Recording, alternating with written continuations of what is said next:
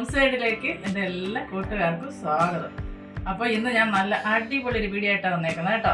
അപ്പോൾ വീഡിയോ കണ്ട് നിങ്ങൾക്ക് ഇഷ്ടപ്പെടുവാണെങ്കിൽ ഒരു ലൈക്ക് തരാനും അതുപോലെ തന്നെ എൻ്റെ ഈ കൊച്ചു ചാനലൊന്ന് സബ് ചെയ്യാനും തൊട്ടടുത്തുള്ള ബെൽ ബട്ടൺ ഒന്ന് അമർത്തി ഓൾ എന്നുള്ള ഓപ്ഷൻ ഒന്ന് എനേബിൾ ചെയ്യാനും മറന്നു പോകരുതേ.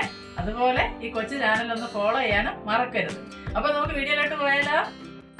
അപ്പോൾ ഇന്നത്തെ നമ്മുടെ റെസിപ്പി എന്ന് പറഞ്ഞാൽ വളരെ രുചികരമായിട്ടുള്ളൊരു റൈസിൻ്റെ റെസിപ്പി ആട്ടോ. അപ്പോൾ കഴിക്കാനും രുചിയാണ്, അതുപോലെ തന്നെ കാണാനും നല്ല രസമാണ് കേട്ടോ. അപ്പോൾ മക്കളൊക്കെ ഇങ്ങനെ ഉണ്ടാക്കി കൊടുക്കുകയാണെങ്കിൽ നമുക്ക് മക്കളല്ല എല്ലാവരും കഴിക്കുന്ന ഒരു ഐറ്റം തന്നെയാണ്. അപ്പോൾ അതിനായിട്ട് ഞാനൊരു പാൻ അടുപ്പത്ത് വെച്ച് കൊടുത്തിട്ടുണ്ട്. പാൻ ഒന്ന് ചൂടായി വരുമ്പോൾ നമുക്കതിലേക്ക് വെളിച്ചെണ്ണ ഒഴിച്ച് കൊടുക്കുക. ഒരു 2 ടേബിൾ സ്പൂണോളം വെളിച്ചെണ്ണ ഞാൻ എടുത്തിട്ടുണ്ട്. അപ്പോൾ ഇനി നമുക്കതിലേക്ക് ഒന്ന് കടുകിട്ട് കൊടുക്കാം. അപ്പോൾ ഇവിടെ ദീപാവലിയൊക്കെ ആയതുകൊണ്ട് പടക്കവും അതുപോലെ തന്നെ കമ്പവും ഒക്കെ ശരിക്കും പൊട്ടുന്നുണ്ട്. അതിൻ്റെ സൗണ്ട് ഇടയ്ക്കിടയ്ക്ക് ഇതിൽ കേൾക്കുന്നുണ്ട്. അപ്പോൾ ഞാൻ 2-3 പ്രാവശ്യം ഒന്ന് വോയിസ് കൊടുത്തപ്പോൾ മാറ്റി നോക്കി, ഒരു രക്ഷയില്ല കേട്ടോ. അപ്പോൾ ഇനി അതിലേക്ക് നമുക്ക് 2 ടീസ്പൂണ് ഉഴുന്നുപരിപ്പ് നമുക്കിതിലേക്ക് ചേർത്ത് കൊടുക്കാം. അതും കൂടെ നല്ലതുപോലെ ഒന്ന് മൂത്ത് വരണേ. മൂത്ത് വരുന്ന സമയത്ത് നമുക്കിതിലേക്ക് 2-3 തണ്ട് കറി ലീഫ് ചേർത്ത് കൊടുത്ത് അതിനുശേഷം ഒരു ചെറിയ പീസ് ഇഞ്ചി നീളത്തിൽ അരിഞ്ഞെടുത്തിട്ടുണ്ട്. ഇനി ഒരു 6 അല്ലി വെളുത്തുള്ളി എടുത്തിട്ടുണ്ട്. അപ്പോൾ ഇഞ്ചി ഒരല്പം കൂടുതലും വെളുത്തുള്ളി ഇച്ചിരി കുറച്ചും എടുക്കുക. ഇത് നല്ലപോലെ നീളത്തിൽ അരിഞ്ഞത് ഇട്ട് കൊടുത്ത് നമുക്കൊന്ന് മൂപ്പിച്ചെടുക്കാം. ഒരുവിധം അതിൻ്റെ പച്ചമുളകെല്ലാം ഒന്ന് മാറി വന്നതിന് ശേഷം ഒരു 3 പച്ചമുളക് നീളത്തിൽ അരിഞ്ഞിട്ട് കൊടുക്കുക. അതിനോടൊപ്പം തന്നെ നമുക്ക് ഒരു 3 സവാള, മീഡിയം സൈസിലെ സവാള ഞാൻ എടുത്തേക്കുന്നത്, അതും കൂടെ നമുക്ക് നൈസായിട്ട് അരിഞ്ഞത് ഇതിലേക്ക് ചേർത്ത് കൊടുക്കുക. ഈ സവാള ഒത്തിരി വഴന്നൊന്നും പോകണ്ട, ചെറുതായിട്ടൊന്ന് വാടി വരുമ്പോൾ നമുക്ക് ബാക്കി ചേരുവകൾ ചേർത്ത് കൊടുക്കാവുന്നതാണ്. അപ്പോൾ നല്ലൊരു റെസിപ്പിയാണ്, നിങ്ങളിത് ഉറപ്പായിട്ടൊന്ന് ചെയ്ത് നോക്കുക. ഇഷ്ടപ്പെടുക ഒരു ലൈക്ക് തരാനും മറക്കരുത് കേട്ടോ. ഇനി ഇതിലേക്ക് ഞാൻ ഒരു കോളിഫ്ലവർ ചെറുതെടുത്ത് വെച്ചിട്ടുണ്ടായിരുന്നു, കഴുകി വൃത്തിയാക്കി.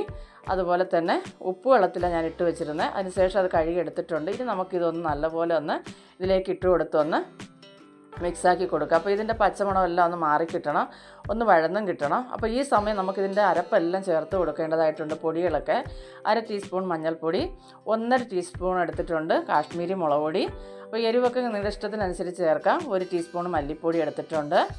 ഇനി നമുക്കൊരു 1/2 ടീസ്പൂണോളം കുരുമുളക് പൊടി ചേർത്ത് കൊടുക്കാം. കുരുമുളക് പൊടി ചേർത്ത് കൊടുത്തതിന് ശേഷം 1/2 ടീസ്പൂൺ എടുത്തിട്ടുണ്ട് ഞാൻ നമ്മുടെ പെരിഞ്ജീരകം പൊടിച്ചത്, 1 ടീസ്പൂണ് ഗരം മസാല, നമ്മളെല്ലാം കൂടെ ചേർത്ത് പൊടിക്കത്തില്ല, ഗരം മസാലയും ചേർത്ത് കൊടുത്തതിന് ശേഷം നമുക്കിത് നല്ലപോലെ ഒന്ന് വഴറ്റിയെടുക്കാം. അപ്പോൾ ഈ പൊടിയുടെ എല്ലാം പച്ചമണം ഒന്ന് മാറിക്കിട്ടണം കേട്ടോ. അപ്പോൾ അത്രയും ദീർഘമായിട്ട് ഞാൻ വീഡിയോ ഇടുമ്പോൾ ഒത്തിരി ലെന്തിയായി പോവും, അതുകൊണ്ടെല്ലാം ഞാനിങ്ങനെ കുറേശ്ശെ കാണിക്കുന്നത്. അപ്പോൾ നല്ലപോലെ ഈ പൊടിയുടെ എല്ലാം പച്ചമണം ഒന്ന് മാറുന്നവരെ നമുക്ക് ഒന്ന് വഴറ്റിയെടുക്കണം. ഇനി ഇതിലേക്ക് ആവശ്യത്തിനുള്ള ഉപ്പും കൂടെ ചേർത്ത് കൊടുത്താൽ ഈ കോളിഫ്ലവറിലൊക്കെ ഈ ഉപ്പും എരിവും ഒക്കെ നല്ലപോലെ പിടിച്ച് കിട്ടും കേട്ടോ. അതിന് വേണ്ടിയിട്ടാണ് ഇപ്പോൾ ആദ്യമേ ഇതൊക്കെ ചേർത്ത് കൊടുക്കുന്നത്. അപ്പോൾ നല്ലപോലെ ഒന്ന് വഴറ്റിയെടുക്കാം.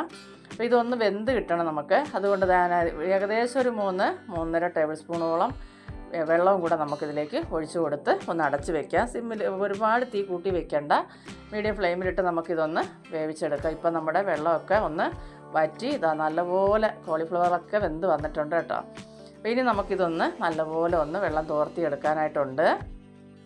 കുറച്ച് നേരം ഒന്ന് വഴറ്റിയൊക്കെ എടുക്കാം. അപ്പോൾ ഈ പരുവത്തിലൊന്ന് വെള്ളമെല്ലാം ഒന്ന് മാറി നല്ലപോലെ ഒന്ന് ഇതായി വന്നിട്ടുണ്ട്, വെന്തിട്ടുമുണ്ട് നല്ലപോലെ. ഈ സമയം ഇതൊന്ന് 4 ഭാഗത്തേക്ക് ഒന്ന് മാറ്റി വെച്ചിട്ട് നമുക്കിതിലേക്ക് മുട്ട ചേർത്ത് കൊടുക്കുക. അപ്പോൾ ഈ മുട്ടയൊക്കെ വേണ്ടാത്തവർ സ്കിപ്പ് ചെയ്യാം, മുട്ട ഇഷ്ടമില്ലാത്തവർ കേട്ടോ. അപ്പം ഞാനൊരു 4 മുട്ട എടുക്കുന്നുണ്ട്. ഏകദേശം ഒരു 700 ഗ്രാം അരി എടുത്തിട്ടുണ്ട് കേട്ടോ.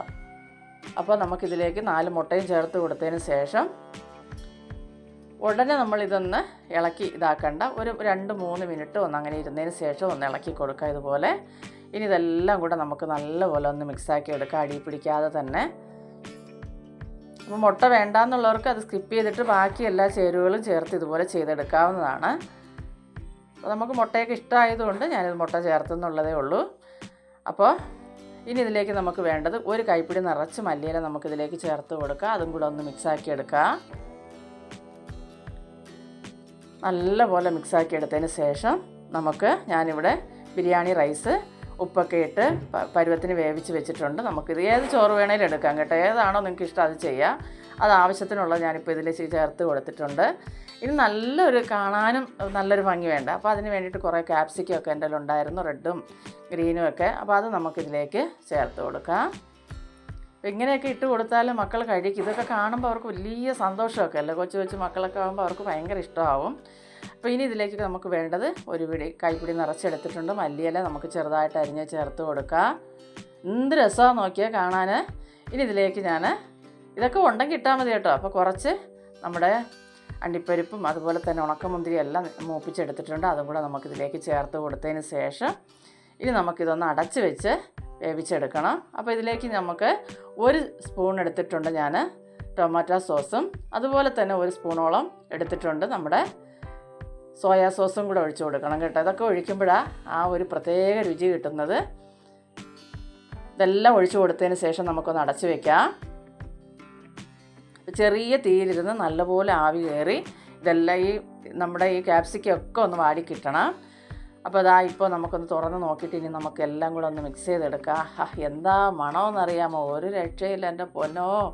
അപ്പോൾ നിങ്ങളൊന്ന് ഉണ്ടാക്കി നോക്കണം കേട്ടോ, ഉറപ്പായിട്ടും നിങ്ങൾക്ക് ഇഷ്ടപ്പെടും. കോളിഫ്ലവർ എത്ര ഇഷ്ടമില്ലെന്ന് പറയുന്നവർ ഇത് ഇങ്ങനെ ഉണ്ടാക്കി കൊടുത്താൽ കഴിക്കും കേട്ടോ.